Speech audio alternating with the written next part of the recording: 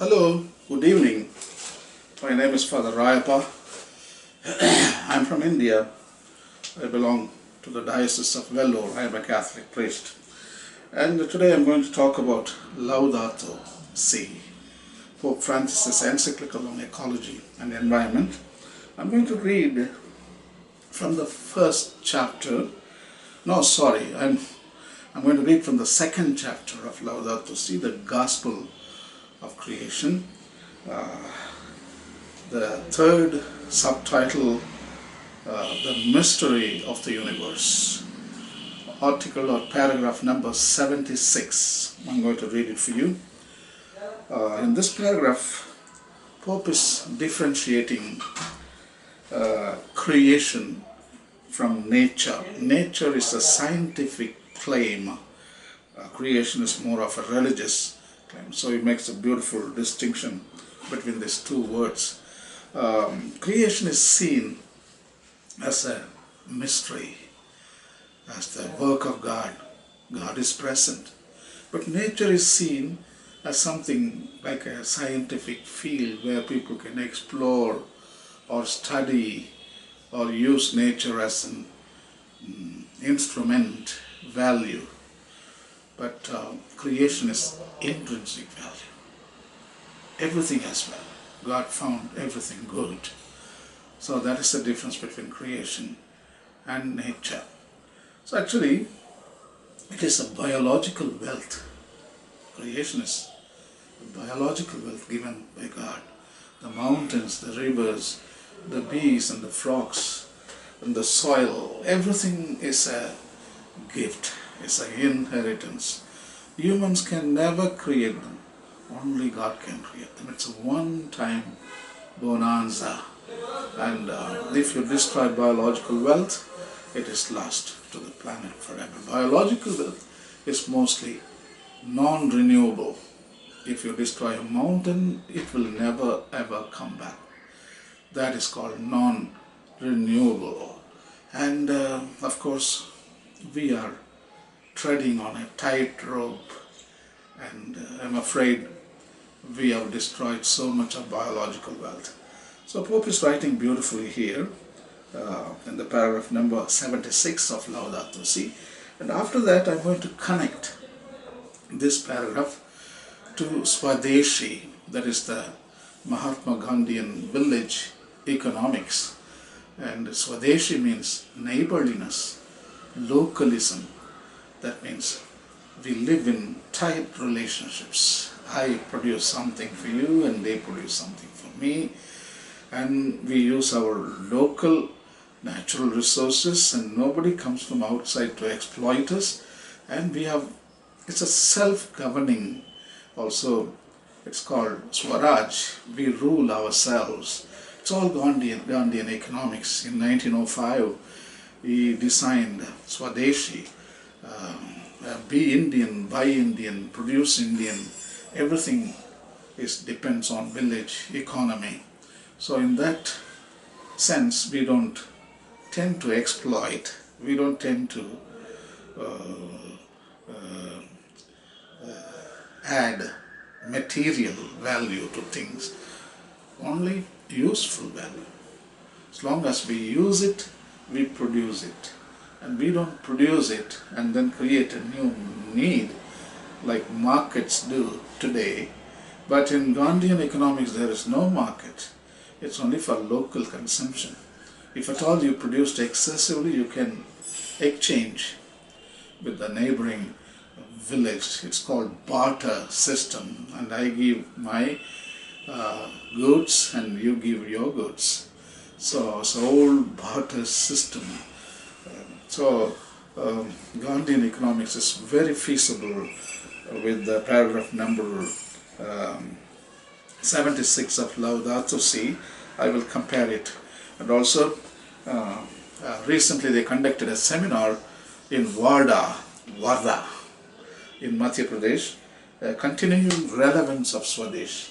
So in that, the second article written by Radha Bhatt, Swadeshi, the greatest love of this age, sheds beautiful lot of insights. I'm going to read them for you. But first I'm going to read Pope Francis's encyclical, paragraph number 76. In the Judeo-Christian tradition, the word creation has a broader meaning than nature, for it has to do with God's loving plan in which every creature has its own value and significance. Nature is usually seen as a system which can be studied, understood and controlled, whereas creation can only be understood as a gift from the outstretched hand of the Father of all, and as a reality illuminated by the love which calls us together into universal communion. Yes, that is the brilliant writing of Pope Francis, Laudato Si. So it is so beautiful. Creation is a mystery. It's God's gift. And there is no material value there, only spiritual value. When you see creation, the biological with like mountains and forests and rivers, you just burst into song. And you praise God. And you express awe and wonder. And you kneel down in front of the Creator and you praise Him and worship Him. And you sing songs for Him, even you dance for Him. That is what Francis of Assisi 800 years ago, when he saw the natural world and he was awe-struck and he expressed aghast and he expressed wonder and he burst into song. That song is called the Canticle of the Creatures, in which he sees the whole elements of our natural world as a relationship. Brother wind, sister water, brother sun, sister moon, brother wolf and sister lamb, brother fire. See? So he sees them as they are, who have the intrinsic value as God the Father after the creation. God the Father found everything was good. That is the same sentiment Saint Francis of Assisi is expressing in the Canticle of the Creatures. So, but when we see nature, creationism, you see as a mystery, but nature, unfortunately, we are accustomed to see as an instrumental value. When you see a mountain, you want to reduce it, a stone or a gravel. You want to build a temple, you want to build a road or something. So you think that you can do much better than God. That's how you reduce the biological wealth and you put it into your own human activity, and that's a delusion. That is arrogance. We think we do better than God. Mountain is the temple, it is a basilica. It is the glorious architect designed by God Himself. Then what is the point of destroying that? And that is arrogance. You want to send a message to God that I'm going to build a huge cathedral for you. That means my architecture is better than your mountain. So that is rebellion. That is rebellion. Forest, how beautiful. God lives there, God in all in God, panentheistic vision, we know it. Then what is the necessity of destroying those forests and you build cathedrals? And you build schools and you build government buildings.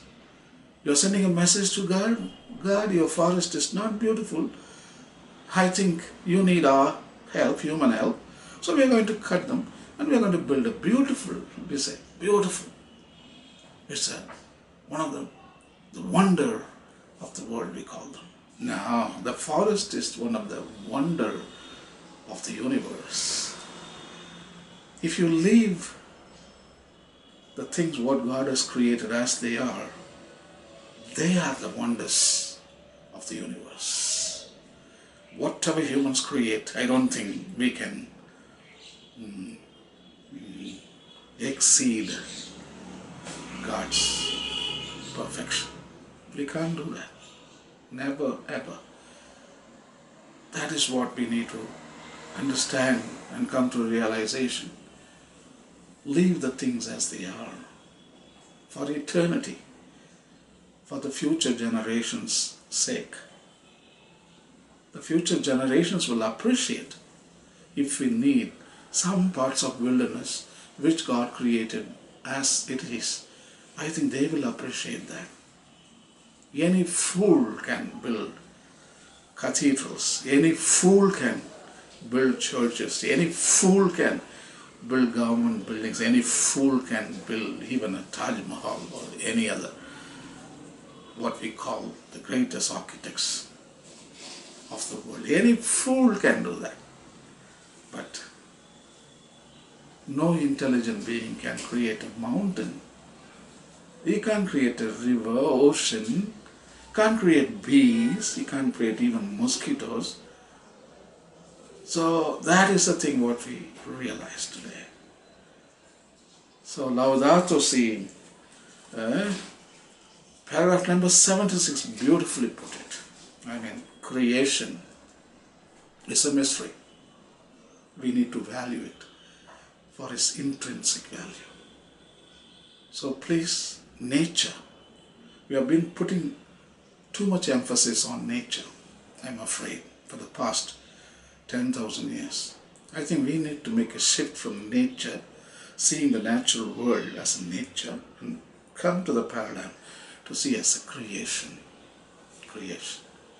So that is what Mahatma Gandhi in 1905, he proposed a new village economy for India. There are 60,000 or 70,000 villages in India. Villages are the backbone of India. So Mahatma Gandhi designed an economic system which is feasible in the village environment, and it is sustainably designed. There is no exploitation, there is no plunder, there is no domination, there is no suppression, and equity and equality and common destination of goods. Everything was assured by this new village economic system, which is called Swadeshi. Swadeshi simply means bioregionalism or neighborliness or localism. So there are so many meanings you can attach to Swadeshi. And Swadeshi, today we need to bring it back. Many writers, many thinkers and philosophers, they gathered in Varda in Madhya Pradesh, and they formulated different articles and different premises to rethink about Swadeshi, and we need to deploy it in the present economical condition. I think we tend to emphasize more on the collapse of economic system recently, the stock market, and we talk about the production and consumption and globalization, all these things, and we also talk the issues and the problems we face in these sectors. International Monetary Fund, IMF, and the International Justice System, United Nations organizations, and there are so many problems. We talk about economy as if that is the only thing in life. When economy is crashing, I mean, everybody is giving attention, glued to the television. When there is some, some system is failed, like International Monetary Fund, or some projects are collapsing, we tend to give attention to those issues, but we never give attention to more important issues like the depletion of topsoil, the depletion of ozone layer,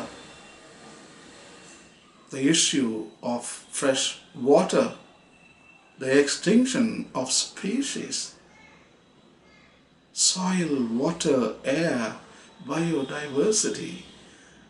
These are the issues we should be worried about. These are the issues we should be talking about. We should be showing all this on televisions. On the other hand, we show only economy, stock market, markets, how to buy things, the latest iPod, iPad, computers, televisions, cars. So our attention is on their material wealth. Rather, our attention should be on the biological wealth. So that is what Swadeshi is calling for our attention. So I'm going to read something for you from the second article, which is titled Swadeshi, the greatest vow of this age, written by Rayappa, page number 12. She writes as follows. In fact, economy is not so important aspect of human existence as it is being made out today. Material achievement is nothing more than a means in the context of wholesome life of man. It can never become an end or the purpose of human existence. Therefore, any economic system which takes the creation of wealth as an end in itself could never achieve a solid foundation. We have to understand the intricacies of present worldwide economic crisis. We can easily see that the greatest weakness of the present thinking is that we have made consumerism as the primary aim of our life.